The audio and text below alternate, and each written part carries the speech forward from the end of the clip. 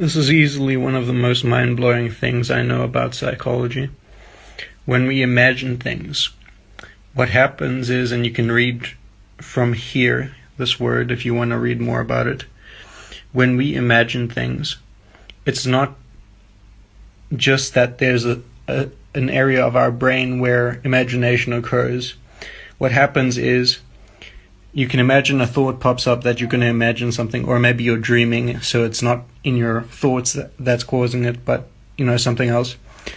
The visual areas at the back of the brain are literally stimulated to create what's essentially a false perception for the rest of your brain to interpret.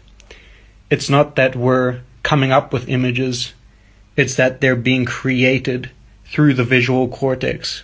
It's a real image as far as your brain is concerned, just less strong. In 1975, he was caught forging prescriptions for pethidine. I'm not sure exactly how to say that word. So this whole time, this is what actually goes on with attention deficit disorder. You can read more about it here. But you can see the image on the right here. It shows there's a low activity in the frontal lobes. And the reason why certain medications work is when those medications release dopamine, they also help improve some aspects of focus. You can read more about it here if you want to know more. But that's crazy. That's what's going on in your brain. This is the first psychotherapy patient to ever exist. Anna O., real named Bertha Pappenheim. Sigmund Freud was the psychotherapist. Anna O. would sit and talk, and Freud would listen. And over time, the symptoms that she was experiencing, physical symptoms, observable symptoms, were slowly but surely decreasing in severity. And this is how Sigmund Freud made the greatest discovery in the psychological field of psychotherapy. He found out that if you let people talk, they uncover repressed memories that were too overwhelming for them when they first encountered them, and they were pushed down into the unconscious.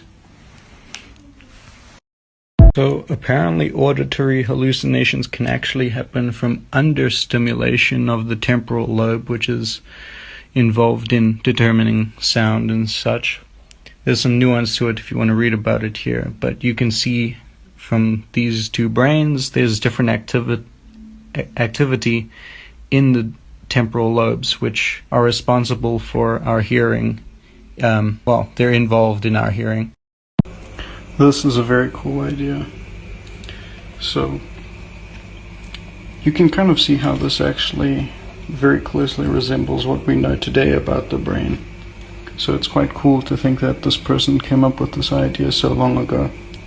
So you can read more about it here, but you get the idea.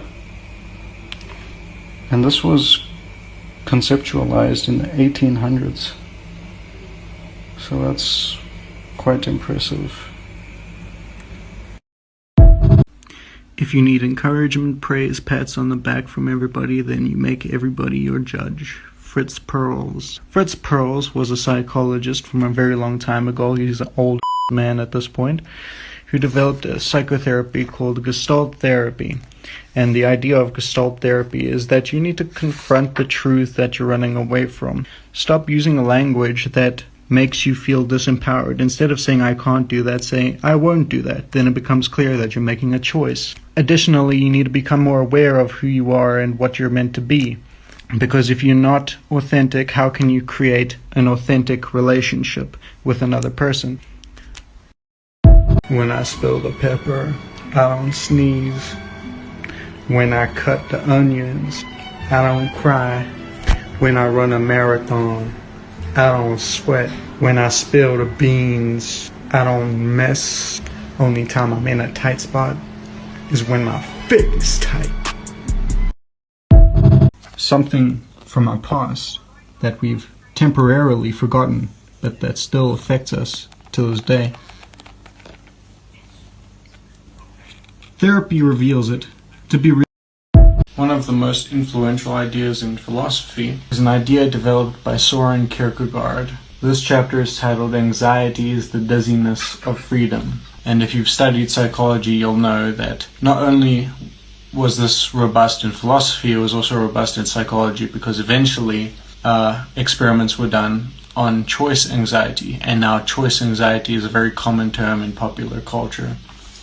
And in a sense, its roots can sort of be traced back to this, maybe a little bit further to ancient Greece, but there you have it. This image of neurons in a diffusion tensor image kind of looks like hair. Like, that's what neurons kind of look like, apparently. If you want to read more about this, you can read it right here.